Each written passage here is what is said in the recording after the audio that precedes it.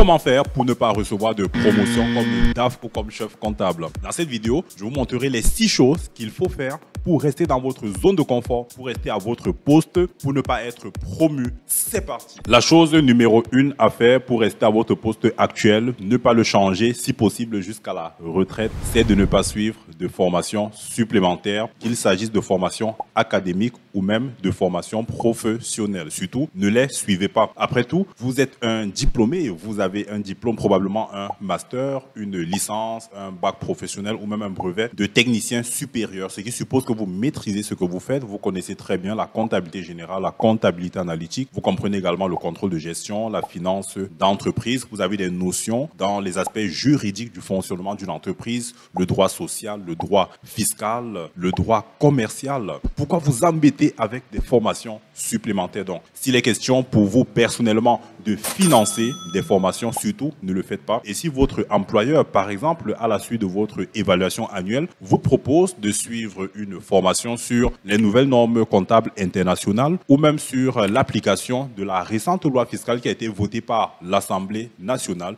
surtout ne suivez pas ces formations. Vous n'en avez pas besoin pour effectuer votre travail actuel. La deuxième chose à faire pour rester à votre job, eh bien, c'est de se plaindre. Plaignez-vous de tout et de rien. Au pause café, transformez ces moments en lamentation. Plaignez-vous auprès de vos collègues, plaignez-vous auprès de votre chef, de votre employeur, plaignez-vous de votre salaire qui n'a pas changé sur les 5 dernières années. Plaignez-vous du fait qu'on vous donne toujours plus de boulot alors que votre salaire, il est resté à l'identique. Ne cherchez pas de solution. Ne cherchez pas à faire votre travail beaucoup plus rapidement pour rentrer un peu plus tôt chez vous, pour gagner du temps. Ne cherchez pas des solutions. Plaignez-vous du fait que l'entreprise vient d'installer un ERP, il vient d'installer un nouveau logiciel comptable. Vous étiez déjà habitué au précédent. Maintenant, vous devez encore apprendre toutes ces nouvelles fonctionnalités. Préférez vos anciens fichiers Excel touffus de formules avec lesquels vous perdez beaucoup de temps, vous mettez l'équipe en retard, plutôt que ce nouveau logiciel comptable qui a peut-être une option de rapprochement bancaire automatique. Plaignez-vous du fait qu'on vient de vous muter alors que la précédente mutation ne fait pas 6 mois. Ne voyez pas en cela une opportunité d'apprentissage, de formation. Plaignez-vous parce que ça vous sort de votre zone de confort. La troisième chose que vous devez faire pour montrer que votre travail vous tient beaucoup à cœur, votre poste, je veux dire, vous tient tellement à cœur, vous ne voulez pas vous en séparer, c'est de tout faire pour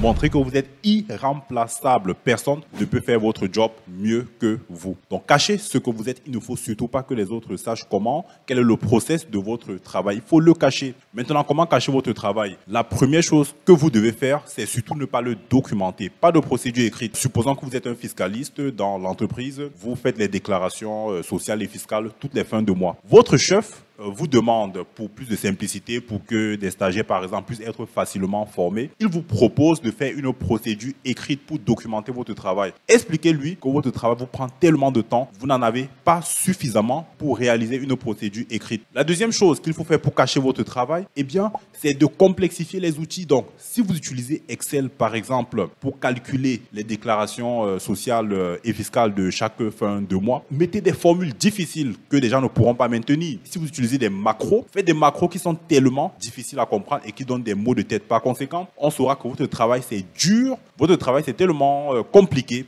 et il n'y a que vous qui pouvez le faire. La quatrième chose à faire pour ne pas recevoir de promotion dans votre département, c'est d'appliquer la philosophie du vivons caché, vivons heureux. Par conséquent, passez inaperçu aux yeux de votre hiérarchie. Il faut que ces derniers ne vous connaissent pas vraiment. Parce que si on vous connaît, on va vous donner plus de travail, plus de responsabilités et puis ça va alourdir votre charge de travail. Donc, si vous êtes à une réunion, parce que la réunion concerne par exemple le service auquel vous appartenez, n'apportez pas de contribution, ne faites pas de proposition, ne vous exprimez pas à moins qu'on vous le demande. Par ailleurs, ne vantez pas votre travail. Donnez l'impression que c'est facile à faire. Si vous avez pu réaliser la dernière clôture des comptes dans les délais, eh bien c'est tout à fait normal. Ça n'a pas demandé d'efforts particuliers. Dans une discussion informelle avec votre directeur, ne vendez pas votre travail. La cinquième chose qui va vous garantir d'être cimenté à votre poste, c'est de ne jamais prendre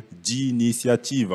Si vous identifiez des goulots d'étranglement, des problèmes dans les process de l'entreprise, même si vous connaissez la solution, n'en parlez pas. Ça pourrait vous exposer. Exemple, rapprochement bancaire. On sait que c'est une tâche qui est chronophage, qui prend beaucoup de temps dans certaines entreprises. Si ça vous prend par exemple une semaine tous les mois de le faire, alors même que vous connaissez qu'il y a un logiciel qui peut le faire en 2 heures, surtout n'en parlez pas, ne prenez pas d'initiative. Concentrez-vous sur le problème et n'envisagez jamais de solution. Et si votre manager vous demande d'effectuer une tâche qui n'est pas dans votre fiche de poste, la tâche ne fait pas partie de votre contrat de travail, surtout il faut décliner poliment. Donc s'il vous demande par exemple d'organiser le team building de votre département, de votre service, il faut décliner et lui dire que quelqu'un d'autre doit faire ce travail parce que ce n'est pas écrit sur votre fiche de poste. Ne prenez pas d'initiative. N'acceptez pas de telles opportunités. La dernière chose qu'il faut faire pour ne pas être promu et conserver votre poste le plus longtemps possible, c'est d'accuser les autres et de toujours rejeter la responsabilité sur les autres. Rejeter la responsabilité sur le système informatique, rejeter la responsabilité sur vos collègues. Donc, s'il y a une facture qui est mal imputée dans le logiciel comptable, vous allez expliquer que c'est un bug, c'est le bug du système, ce n'est pas vous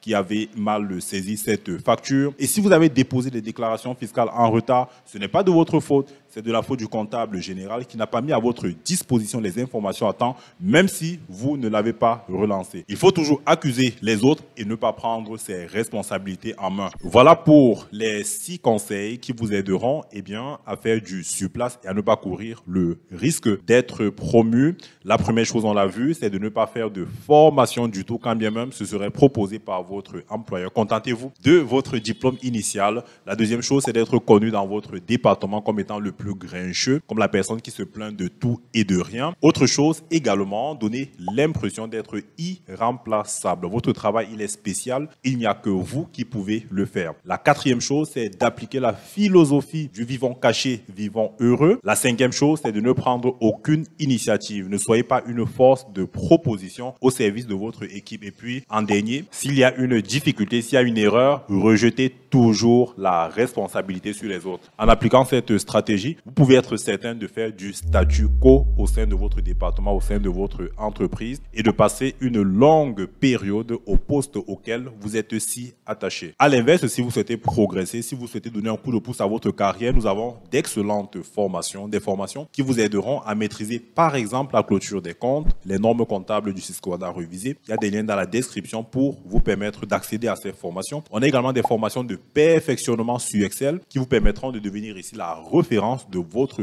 département. Regardez dans la description des liens qui vous permettront d'accéder à des pages qui vous donnent plus d'informations sur le contenu et le déroulement de ces formations. Et si vous ne l'avez pas encore fait, abonnez-vous à la chaîne, activez les notifications afin de ne manquer aucune vidéo qui feront de toi la référence de ton département en compta et sur Excel.